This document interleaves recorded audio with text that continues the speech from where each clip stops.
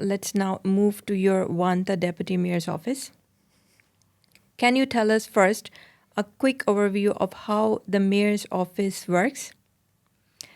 How many Deputy Mayors are there? What they do? Yes. So we have a mayor, Pekka Timonen, and then we have 3 deputy mayors. So I'm responsible for urban culture and well-being, and that consists of culture, sports, youth work, libraries, hobbies, all that happens in your free time. And then my colleagues are Katri Kalske, who is responsible for the schooling system and the daycare. And then my other colleague, Tero Anttila, is responsible for all the structures, the streets, the parks, the city planning, and so on. So those 3 big areas we have in the city. And then under mayor, there's the business sector, what we do with the enhancing the business in Vantaa and such things. And also unemployment services are straight under the mayor. That's pretty much it. And tell us about a typical day in your current role as Deputy Mayor. How do you plan your day and what you do and all that drives you? My day consists a lot of meetings. Okay. So I have meetings with my own organization, with my team, with the directors who direct culture and youth and sports and so on, and we plan and we have the strategy, of course, that we want to make happen, and then we have the role that we have to play, like as part of the society. We need to execute some services that the law says that we need to do. So all this is something that we make happen every day through different operations. But in addition to kind of directing my own department, I have a lot of meetings in the city hall, which means that I have meetings with other deputy mayors and mayor and the city executive team, but also with the politicians. We have quite many meetings per week with the people who decide on how the city in the end works. So there is the democratical system, which consists of the different how do you call it? Like this system, it has I don't actually know the names in English, but yes, for every subject there is a different perspective. Yeah, there is like the structure that takes care of each area. So what you have done and are doing as Deputy Mayor that gives you a sense of achievement and satisfaction? I like to, of course, my work is also about meeting people, going to different happenings and events, which are arranged mostly in our city. So I get to meet a lot of people and speak in different events and so on. So that's something that I like, that when I go to meet people, I can understand better what is the life like, or how they see the city and what we should do differently. And then I can bring back that information to my organization so that we can create our services and the way we do things according to how our citizens feel and what they need. So that's something that I think that I've brought more to our organization, the feeling of listening to what the needs are and creating what we do according to that. But what I'm most I enjoy most when I feel that that I have been able to change some things to the better, and it's really nice. I don't, just going around and performing as a deputy mayor is not my thing. It's more that I want to get some things done and see that I can influence the world to the better. So, what do you wish to achieve in your time as deputy mayor, and what are your next goals? I think that Vantaa, our city, is in a very interesting situation at the moment. We are the most multicultural city in Finland, and we really need to find ways how to handle the situation so that we become like a positively international city, and that this the way we are will become a strong asset for us, and not something that is looked upon as being something negative.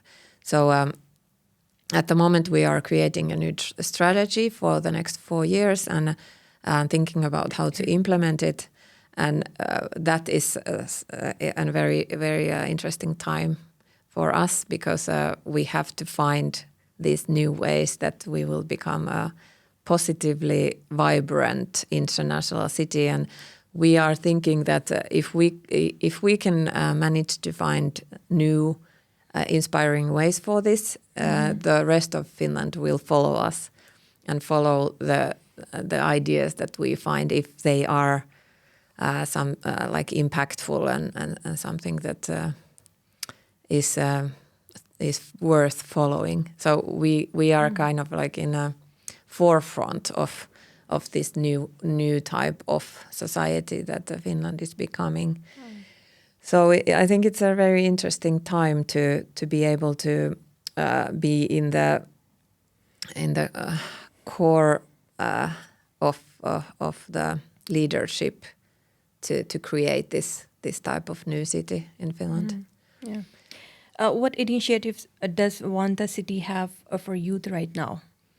We have a lot of new innovations.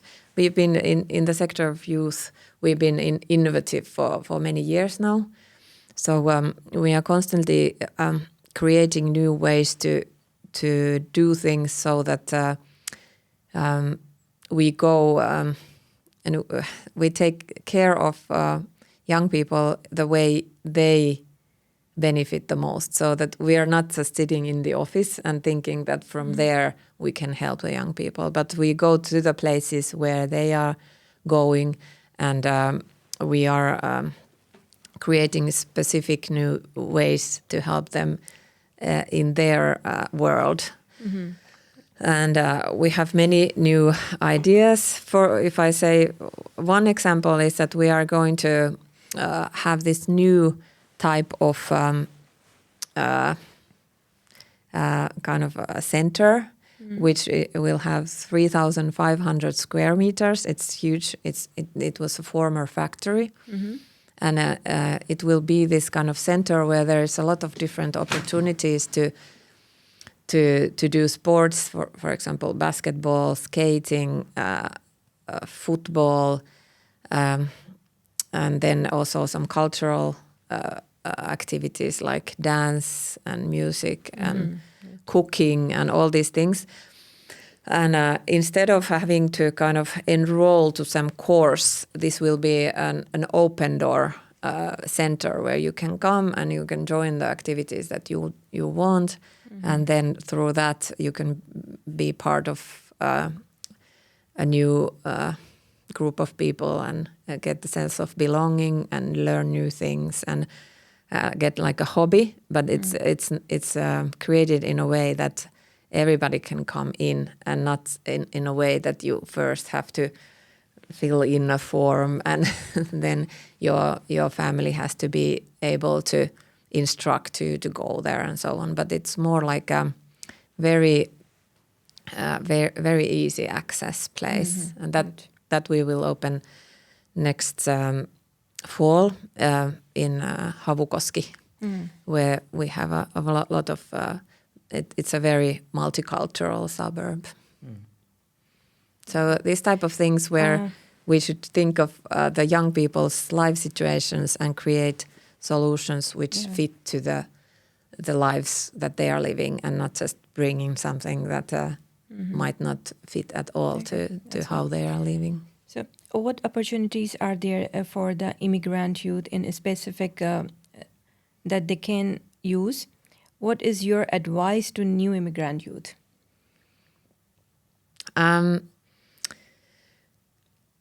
Taking part in many activities. So I think that's something that I already said, that in Finland, in addition to school, the free time is also very important. So it's good to go to the local football club or whatever is the interest of different that child. activities.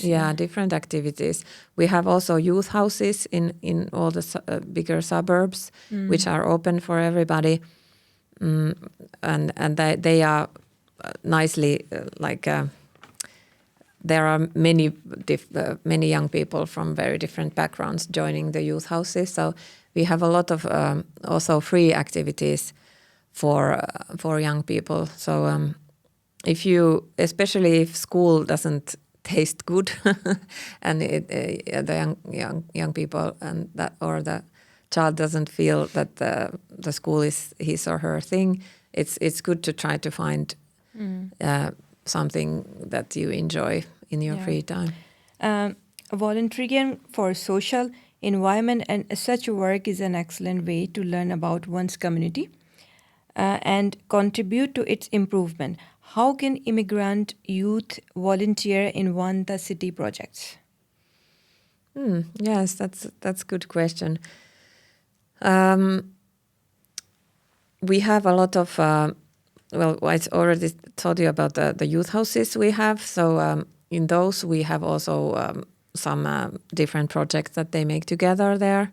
So that's something to go there and be active in that way. But we also have many NGOs and for example, like you have also your community, you have your own organization. So there is like small organizations inside the different district of the city, and they have many types of ways to take part.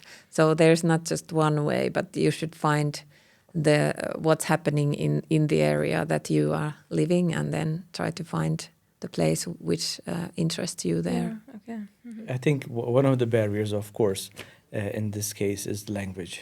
Of course. Yeah, so I think a lot of youth would want to, but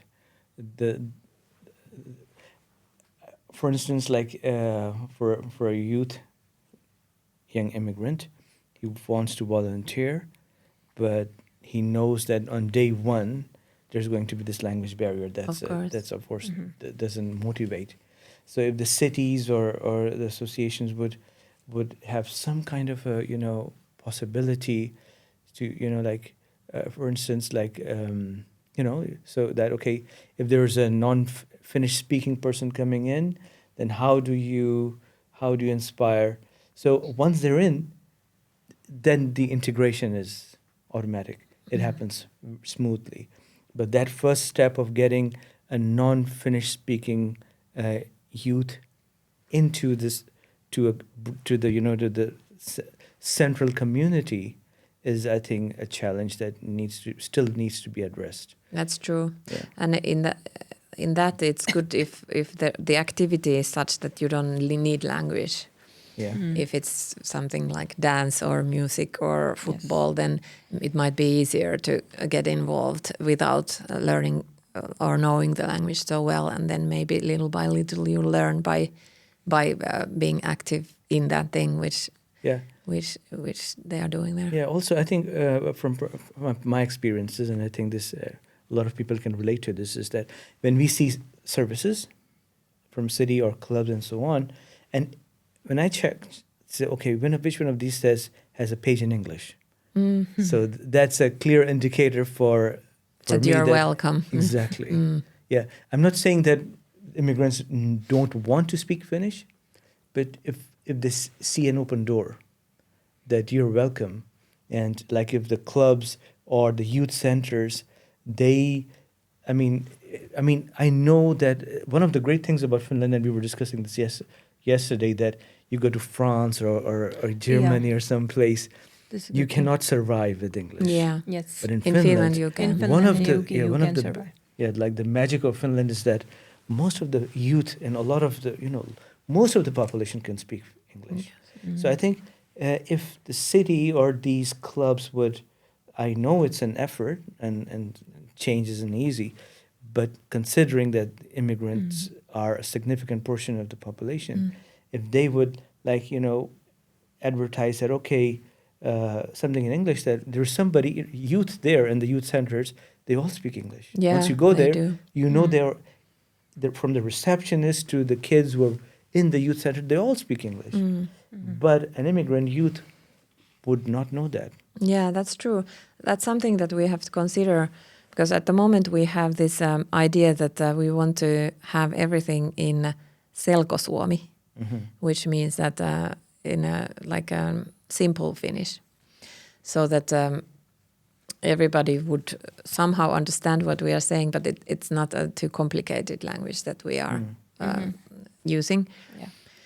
But the idea there is that we have a lot of immigrants who don't actually speak English any better than Finnish. So we have this idea that it's better that what they learn is Finnish than that what they develop is English language.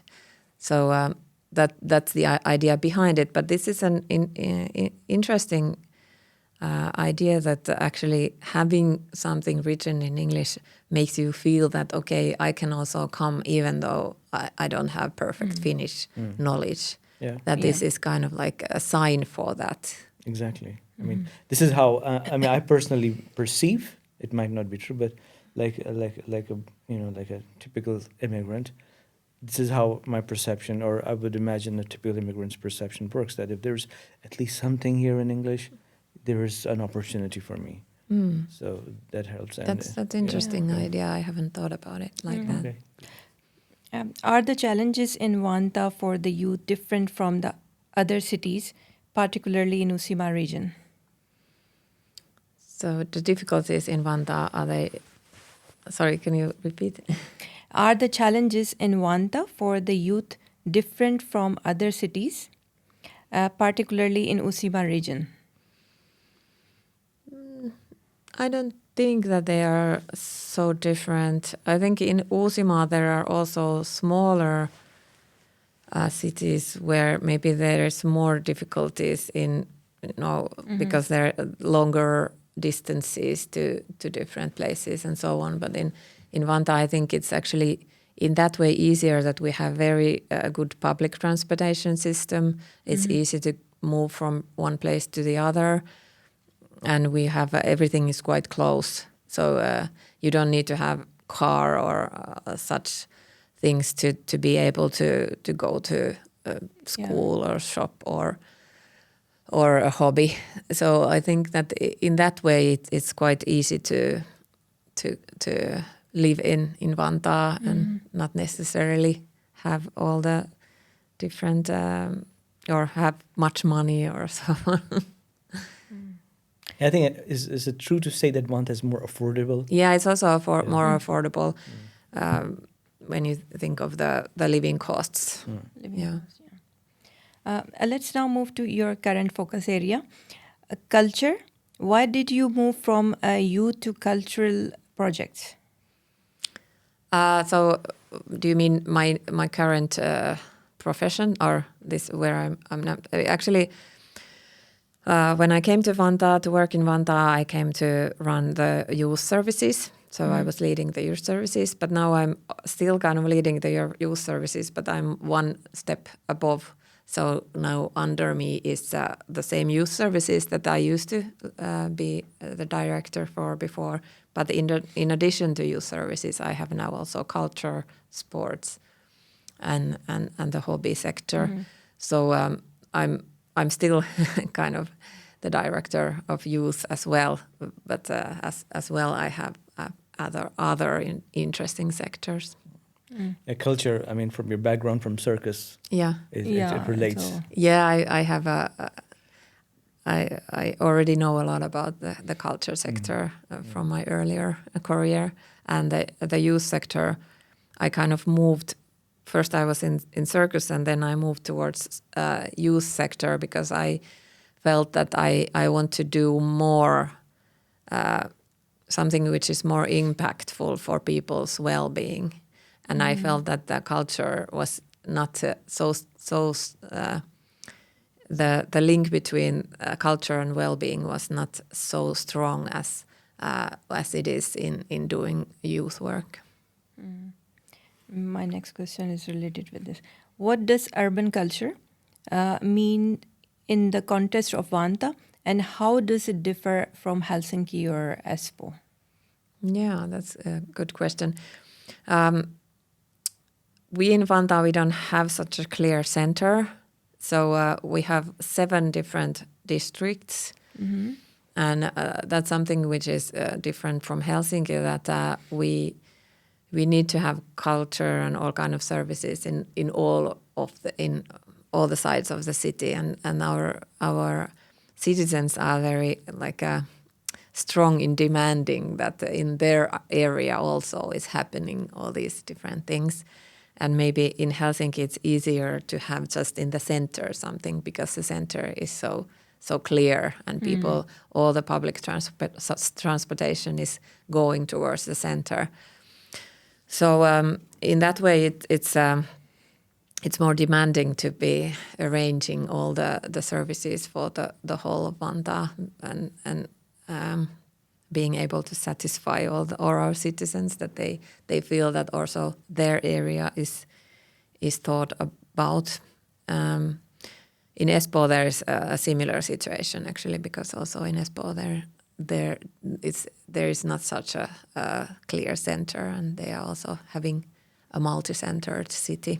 Mm-hmm. So Espoo and Vantaa are quite similar in many ways, and we are different from all the other cities in Finland. We are the 2 which have this strange way of organizing the city in many centers. Yeah, I think in Espoo the centers have evolved. I don't know if they've evolved. Like for instance, if you go to Leppävaara, it feels like a center because there's so much activity there. And whereas Espoo Keskus is supposed to be the center, but it doesn't feel like that if you really. go there.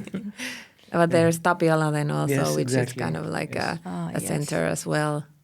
And then there are these, like Matinkylä has this big Iso Meno, and then the south of Espoo also has its own identity. So it's, no, I mean like the Kivenlahti and Espoolahti area. Yes. So there's also like in Vantaa we have quite strong identities in different areas, and people sometimes feel like they are more from that one part of Vantaa than from the whole city of Vantaa. So sometimes the districts have stronger identities than the whole city. Yeah, I think what I feel, and typically from people from many countries feel, that when you go to a center, you see, like if you come to Helsinki city center, you see all these cafes on the street side. You can sit there. You can, that is missing in Espoo or in Vantaa. You don't have roadside cafes. You don't have roadside some shops. crowd places. Yes. Mm-hmm. So a place that really, I think, helps a place to get a feeling of a center where people can see something outside the shopping mall. Yeah. And that's something that you asked about, the urban culture. And that's something that I think we really need to get better at, that we have this excitement of the city area that where we live, that it's not just a shopping center walls, yes. But there's something more that makes you inspired by walking around in the city environment. So that's something that both Vantaa and Espoo maybe have to get better at. Mm. So, what cultural initiatives do you have ongoing? Are there any immigrant-specific cultural programs to help immigrant communities? We have some like building projects. Like in the Myyrmäki area, we have this really big project coming where we are building 2 big buildings, and we will have a lot of our services in the same building. So there will be about 10 different services that we offer inside the same walls. And also we will offer there a lot of space for different organizations outside from the city to offer what they need to do, like parties or get-togethers or meetings. So it will be like a really nice community house as well as a cultural house and a house for different hobbies. So this is a big thing which is happening now in Myyrmäki. And because there's going to be we need a lot of space, so it will be in 2 parts. So one part will be we will start building next year, and then the next one in after a few years from that. So, but what one of the things that we really want to develop in the next few years is how to bring the immigrant communities with us to create culture, because at the moment that is one of the areas where we have the least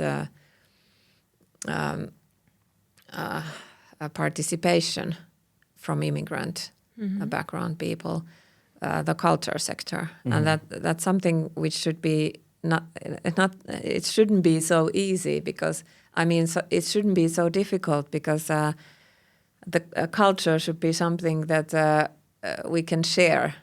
Yes. Because it has the similar basic, like music or we basically kind of show our culture in similar methods. But for some reason, it's quite divided at the moment. That, for example, you have your really nice get-togethers, but it's only mostly just Pakistani background people. And then when we create some kind of cultural event, it's mostly just Finnish people coming. So how that's a really big question to ask in the near future, and in the dialogue, I think, with different groups, that how can we come together for the same event, all the people from different backgrounds, so that everybody can enjoy the same cultural events. And what is the reason that is so divided at the moment? Because we, for example, had some we had this called summer stage in Myyrmäki area. It was lasting many weeks, and it had a lot of completely free events and mostly music happening there. But mainly the people who were attending were purely with Finnish background, even though it was free and it was in the middle of the suburb and everybody could come who wanted to. But still, somehow, we don't get everybody who's living in the area who has a more multicultural background. We don't get them to join those events. And that's something that I also wonder, what is the reason? But maybe it is that we should have different type of artists there, or I don't know. But I've seen that then many organizations who have a multicultural background, they have really good quality events themselves, and very good artists coming to Finland to perform and so on. But somehow we should, join these forces together. Absolutely, and from our experience, I can add something to that. Yeah. Even though I know that I should restrict myself. Just let me know when you want me to stop, okay? Because she has a long list. She'll be mad at me if she can finish. Yeah. I'll just quickly try to make a point here, because you mentioned this is so important. So this is a bidirectional exchange that has to happen. Like, for instance, in our events, we have now, this is a Pakistani community is significant, around 7,000 something across, plus by some numbers it's around 10, but if you count, depending on how you count the people, but anyway, significant. Yes. And very engaged, because now, having lived over a decade, people have economically are in a stable position, most of the community, and they want to see culture, they want to engage, they want to participate in politics and everything. So the willingness it's not just the Pakistani, I'm sure from all communities, similar sentiments would be there. We do want to engage, but there is something missing. For instance, in our events, whichever venue we go to, for instance, like we were in this Independence Day event, we invited the school principal, all the staff. Really? And we invited them all for free. And we even said that any student who wants to come is free to join. Nobody came. So same thing like you said, in the city, and this is not a one-off. In all our events, we are publicly advertised, and we say it's open to all. It's not just for Pakistanis or immigrants. But like you said, just as the Finnish events are advertised for all and immigrants don't show up, same way Finns do not show up in immigrant cultural events. Yeah. So the issue, there is a gap. And I think this is where the city can, I think, help. Because I'm sure Finns enjoy, like you came, I hope you enjoyed our event. Yeah, of course. So there are very kind of varied cultural themes and so on. But if the city or the municipality can somehow bridge this somehow, so that they take the step and say, okay, the city is inviting to this event and that event, and then I think Finns being more shy, they probably say, okay, maybe we would be uncomfortable. Yeah. Same happens on the immigrant side. That, okay, like for instance, if I go in a circle and I say, okay, I won't be able to speak Finnish, and all those guys would be uncomfortable because of me. There have been events where I have avoided because I know it's very natural. It's not, I mean, I'm not blaming anyone, but it's very natural for if you can't speak the language properly, then you would not want. Yeah.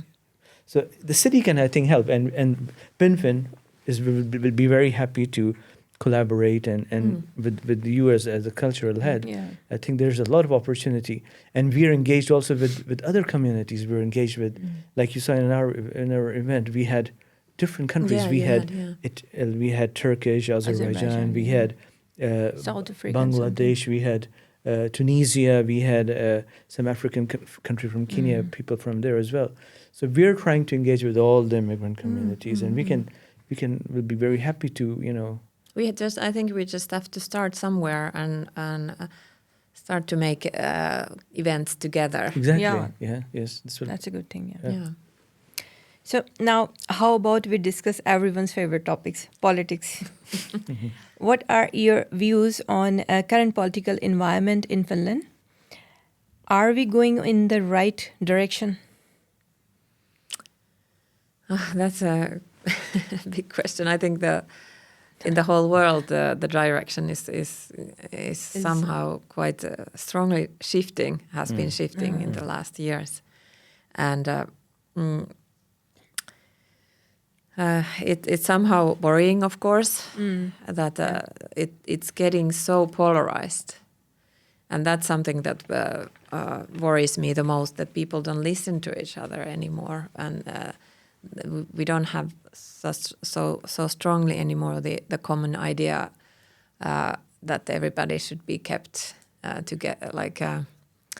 get kept along and going forward together. But there's more like you want to be on one polarized side, and then you are just saying bad things about the other side, and that's the way to get media coverage, and then try to try to somehow win and get votes. And I really don't like that. I would like it to be much more about how to build a good society and what are our true ideas for a better society, and not so much about this so-called identity politics, which is somehow now getting the most coverage also in the media. Yeah. Like you correctly, it's not a Finnish. We can see the shift across the Western Hemisphere. In the Eastern and the South, they've got a lot more other problems. So politics doesn't, come up as the top priority for people. But in the Western countries, clearly the shift is to the right, an extreme far right. And it's like in Austria, France, everywhere it seems to be the rise of this seems to be, conservatism is one thing, but racism is a different one. Yeah, that's two different factors there. So you can be socially conservative, that's fine. But unfortunately, this conservatism, whether it's defined by religion or whichever, it always has some kind of a hook into racism. That is hard to understand. And I think this is very easy for people to use racism as a scapegoat. And it is always like in this New York, this very nice topic, New York, race. This Zohran Mamdani, mayoral candidate, and he's been. He's got all the right things, right agenda. Real issues. He's talking about issues. Exactly. He's talking about issues, not races, not religion, not like statues, or like should we have that statue or not? Should we have, irrelevant topics. Yeah, he's not talking about things which are emotional and bringing out emotions. More about what's actually what the matters are. Exactly, and then politicians use race, and they use this. I think even there's this Toni Morrison quote that Mamdani recently mentioned. It's really, really relevant, and said that the objective, the purpose of racism is diversion. It's always to divert the attention from whatever is the real issue to, the context in which he mentioned is slightly different from the context in which I am saying it here, is that racism diverts the issue from the real problem to completely different area. Yeah. Scapegoating a group of people. I think this is really sad and worrying, and for us as a broader immigrant community, people feel threatened. Yeah. We in the immigrant communities, we feel worried about the direction in which Finland is headed. Is it any more the best place for immigrants or not? This is often debated in immigrant circles. And there was this misconception that immigrants don't care. Wrong. They do, because we've settled here. We've chosen Finland as our home. Yeah. And we have kids and families living here, and we're contributing to the community. Yeah. And we want Finland to grow because this is our adopted home. The family that you're born in is not your choice, but friends you make, that's a choice you make. And a lot of immigrants, it's a choice living in Finland. Yeah. And it's not a compulsion, but it's a choice. Like he's mentioned that a huge number of Pakistani and a lot of other, not just Pakistani community. No immigrant wants to be, to not prosper. Nobody wants to, and similarly the same applies to immigrants. They don't want to just sit and drink coffee. Nobody wants that. But I'd be sitting and drinking coffee and worrying when I have no opportunities. And to label that these guys are just drinking coffee, you have to understand, why are they drinking coffee? Do they have the opportunities? Maybe that's also an area that has to be discussed. And I think the reason that I think we should also think about where the racism is coming from, what's the psychological reason for it. And I guess part of it is the fear of something new, something unknown, and maybe that's something that we should look more into, like how we can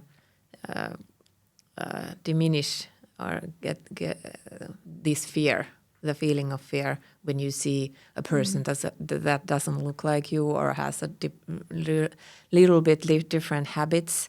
Why should you be afraid? And probably the more multicultural we become, the less fear there will be for this kind of things which earlier felt like something new and scary. So I think that, for example, in Vantaa, even though we have a lot of people coming from all around the world, I don't think that we have more racism than a very small city with no immigrants. I think it's the vice versa. Actually, the place where there's less immigrants, there is more racism, because there's more of this fear of who are these people, and I feel unsettled because of what are they doing, and I don't know what they are speaking, and why are they dressed this way. I guess this is some kind of a feeling coming from somehow somewhere inside, which people are not controlling and maybe not noticing so well. So maybe that's one way of trying to deal with the racism, is to really go deep into understanding where it's coming from, and then somehow tackling that. Yeah, you're right. Yeah, I think you're right that it's natural when you see something different to feel there is a natural threat response to it, to be a bit like, okay, take us some distance. But the politicians use that. Yeah, they use and that. They build on top of it and make it an issue. I mean, rather than making it a positive issue, it's easier. Fear is the easiest way to drive people. Yeah. So yeah. I think that's unfortunately. And is it because we don't have the answers to these big and difficult questions? We don't know what to say to those, so then we are building the popularity through other themes like racism. True. Because the world is so uncertain at the moment. Yeah, the conservatives and nationalist parties are becoming increasingly popular in Europe, including Finland. What are the liberal and leftist parties doing to counter this in Finland and broader Europe? I think that the way to go would be, as I said, to understand better where this is coming from. Just fighting back by shouting and with this mode of you are bad and we are good, and just this kind of a discussion is not gonna take it anywhere. It's going worse, and it's getting towards how it's in America at the moment, that we have these two parties so far apart that I don't know how they will find their way back together. I guess there's no path between them, and that's why I don't want that happening here. I would like people to keep on talking with each other and having the dialogue, and each side understanding better why the other side is feeling the way they are feeling and thinking the way I think they are thinking, and somehow we should just find the way together out from this. So I don't believe in this that we go into our own bubble and stay there and then just shout to the other bubble. Yes, you're right. Yeah, I think like you correctly mentioned that it's something that we as Finnish people living in this beautiful land should understand that if this can happen to democracy with a rich a history of multiculturalism. America has had multiculturalism from the very beginning, hundreds of years. It's based on immigrants. Yeah. But now it stands at a crossroad where it's, clearly anti-immigrant. Yeah. Well, okay, let's say it's 50-50 almost. But if it can happen in a country which is born out of immigration, it can happen anywhere. And even with all the systems and society things. So Finnish leadership should try to, I hope, take that into account. Yeah. How do we make Finland, not go that route? Yes. Because it's very easy to go there, clearly. Yeah, and I think that in that planning, we have to consider the psychological aspects of why people do that. Yeah, exactly. And why they become racist and why they want to create enemies and so on. So I think that's the route, and I think for some reason we haven't done it in that way for now. We should more consider the elements which is behind this situation. Yes, agreed. It's about racism. Immigration and racism have become very hot topics. What are your views on this? What is Vantaa city doing about racism? Yeah, at the moment we don't have any program or any kind of clear idea what we will be doing, but if it becomes very strongly stronger, then of course we have to think of what are our methods to deal with it. But at the moment we haven't had big cases which would have come to our knowledge that would have happened, like racist crimes or racism in our political institutions. So it hasn't, at least not yet, come to our face in a very big way. But I know that in people's everyday lives it's present, and that young people who are of different color or speak different language, they might suffer it in their everyday lives. And of course that's something that we really don't want to be happening. And what to do about it, probably in schools and in youth work and in those places where people live their everyday lives. We just have to constantly be noticing that this is happening and somehow kind of being wise about how to tackle it and how to take into consideration everybody's feelings as well as we can. Okay. My next question is, what advice do you have for immigrant women who want to come in politics? What women issues do you feel exist in Finland still? Just come to politics. I think in Finland it's quite easy to join. You have to join some party, of course, because one person cannot on her own become a politician without the party behind. So first, this person who wants to join has to go through the parties and feel which in her heart she feels is closest to her. And then I think the parties are very interested in getting in, especially immigrant women. I think they are a desired group to take part in every party. So I think that will be really, really easy to join. And the parties, probably it would be good to get some kind of mentor there, maybe another woman who could explain how everything works, and then slowly take small positions in some different places that you can join in the political sphere. And I think it's quite easy, and I've seen actually that Okay. It can happen very easily. Maybe Sabha should. No, You can join. Yeah, if you say there's opportunity and desired group for. Of course, yeah. I immigrants. think, like in the last elections, we got a lot of new immigrant. Okay. My next question is: what about business opportunities for immigrants in Vantaa? About 24% of Vantaa population is foreign-born. Actually, at the moment, 29. Okay.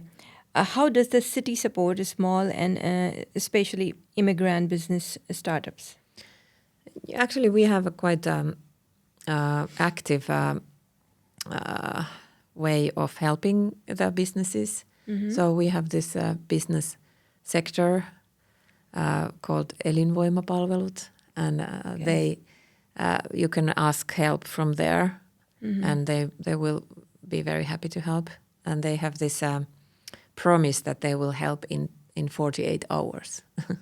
So if you just That's a big promise. yeah. So we that's are good very thing. we really like to help everybody who wants to have a business in Vantaa. Yeah. Good. There is only one English language school in Vantaa. I have heard from parents that it's possibly one of the best English school in Usima in terms of facilities and teaching. A lot of families choose the city they live in based on their kids' school. Does Vantaa have any plan to have more English schools there? Yes. Actually, we have planned a lot around this topic. So at the moment, the school I think you are referring to is the Point, the international school, which is in a building which is called Point. And it's quite full, and it's been growing fast in the latest years. But this is a school which is based on Finnish curriculum, but the teaching is in English. Oh, okay. And then we are going to build this path forward so that there will be also like a high school in this path, so that you can also go to high school after the basic education in English. So that will open up quite soon, that you can go forward from the 9th grade. But there is another path which we are building on the side, which is the IB system. At the moment, we have this IB system only in the high school level. Yeah. But now we will start it from the 1st grade as well. So there will be 2 different paths that you can take in English. There's the path in English in the Finnish curriculum system, and then there will be the IB system. Yeah. And both of those will start from 1st grade and go until the graduation from high school. So we have quite a lot of plans, and I think there will be much more opportunities to go through the whole path in English quite soon. Yeah, this is really great news, and it will attract a lot of immigrants, because a lot of immigrants, they come in, they don't know if they're going to settle for. They end up living here for tons of years, but in the beginning, nobody thinks that that's the plan. That's usually not the plan, because the first year the weather kills you, and you want to run away. I understand but well. Yeah, so that's why if there's an IB track, a lot of immigrants would say, hey, Vantaa is my place. Yeah, because then you can stay there few years or the whole time. Yes, exactly. Yeah, so that's something that we are starting now to build. When is the timeline due? Can you roughly tell us? In a few years it will start. Yeah. Okay. From the first grade, and it will be located in Aviapolis in the center of Vantaa, close to Jumbo. Okay, that's great. So one more important question. Espoo City has declared English as one of its service language. Does Vantaa have any such plans? Actually, not at the moment. At the moment, we have this principle of this selkosuomi. But it's something that comes up quite often, that should we have also English as our service language. And maybe that's something that we should consider also hearing that it would make you feel more welcome, that we would use at least in some places English language. So it's something that to consider. Yes, but at the moment we don't have that as our official service language. Yeah, okay. And there's of course also the matter that even if I think we all know that people do speak English quite well, still the people working for us, they might not think that they speak so well. So then that we would demand them to use English, it's something that we are still considering if we can make this kind of a demand. But Finns are so modest. Yes. I've heard so many Finns say, I can speak, and they're speaking perfectly. Yeah. And I say, hey, we are actually talking. And I can understand exactly. So I think Finns, most of them can, but they're just too modest. Yes. So maybe, they need to realize it, because they know it. I know for sure. It's usually very rare that you find a Finn who can't actually. Yeah. And at this time, you can also, if you need to write something, like emails and stuff, you can use the AI really well to do the translation. So even if you would feel uncomfortable writing the language, then actually you have quite good tools nowadays for that too. True. Yeah. So I think that will be on the table again soon for us, and I guess that you would like us to have English as our service language. Yeah. And I want to say that it's not that we don't want to learn or use Finnish, but it gives us the immigrants a feeling that that we consider you exactly. as well. Yeah. Yes. That's an important point to think about. Now let's talk a bit about Pakistani community. You recently represented Vantaa city in the Finn Pakistani Independence Day celebration. Yeah. What were your feelings? How did you like it? I liked a lot coming there, because I felt like I had come to another country in a way, because there were all the ways to do things. It's somehow, you can see that now we're the people are from another culture. They have a different way of arranging things and a bit different visual characteristics that you put up. And so I had a nice feeling of like a breath of something, a new wind from this kind of international feeling. And I liked there was a huge amount of people. For me, it was a bit strange that they didn't come exactly at the right time, but they were coming all the way. But this is, again, you see the cultural difference that the Finnish people are there like 10 minutes before, and then most people from around the world, they are not so punctual, but they are coming like at the time which is convenient for them. Yeah. So you could see in many things, you could see the cultural differences, and it's always very kind of interesting to see, like, okay, people are thinking a bit differently, this thing. But in the end, the whole audience was full, and it was also nice to have very different age groups there, because that's also something that I think the Finnish we could learn from other countries, that families can do much more together, that you don't have to divide the things for this is for kids and this is for adults, but you are much more like doing things as communities with all the age groups together, and it's really nice. And you had a lot of different types of performances with also kids and some speeches, and it was very varied in what was happening. It was good to hear that you enjoyed it. Yes. You have to come again next time. Yes. Yeah. We're planning to have more events, Vantaa is one of the best, our favorite place to have events, because the places are so nice and and big places there. Yeah. Have you met any Pakistani previously? Not that I don't remember. Probably I have, but not so that I would have made like good friends with them. Oh. Well, now you won't be you won't be able to escape us. So how about Pakistani food? Do you like some spicy Yes, food? I like and, spicy food. Yes. and do you know about our chai, Yes, I like chai as well. Yes, it's good. the milk tea? Yes, the milk tea. I Yeah, like, yeah, okay. Yeah. Uh-huh. One popular Pakistani restaurant in Vantaa is a Masala House. Yeah, Oh. Masala House. Where is that? You should try it.